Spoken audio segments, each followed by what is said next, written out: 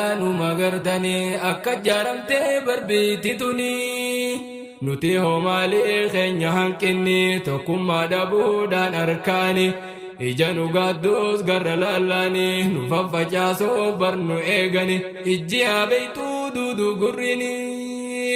kottaa tokkoomne baaname laalaa masjida jaarree boruutti gallaa. Wainuma banne abboleewwani rorroo addaanuuf fide zamanni hoggaanu jarree jarri diigani jarri hundaamsaa waliif qabani nuttiin baay'atiin bar masjinnini baranas wallootti dhageeysanii soomana kanaan itti dhaqani masjida rabbii biddaan gubani nama achi jiru ajjeesani gondar keeysattis itti buufani masjida sagal biddaan gubani nama shantamiif lama ajjeesani meeyom dammeyne kana hujiini waan biraatiifuu takka ka'uuni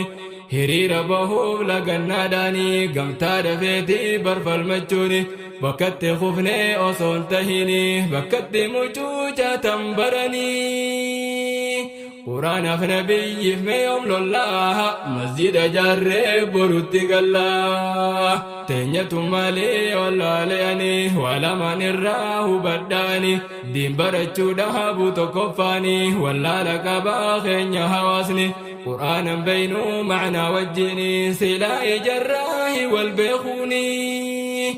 lammaffaan obsuudhaan harka'ani jara kana waan hin ju'ani obsuudha jiraa keenya hawaasni obsi dangaa qaba yoo beeytanii yeroo hunda haada harkiftanii cituun hin hafuu numa bubbulaa masjida jaarree jannata gallaa himuun dandeehuu dubbiin nahuute biyyuma seeraan hogganamtutte masjida gubahan mana rabbiiti qur'aanni nafne jechi rabbiiti dhiiga muslimaa yaa sallafatti eega hin jirre to'annaan saati mee haadammeynuu as booda nutis nama nu gubee ni gumna nutis itti hin eynuu nu waan keenyatti obse hundangaa dabruu isaati barbofni si nyaanna lootu kajeelaa masjida jaarree boru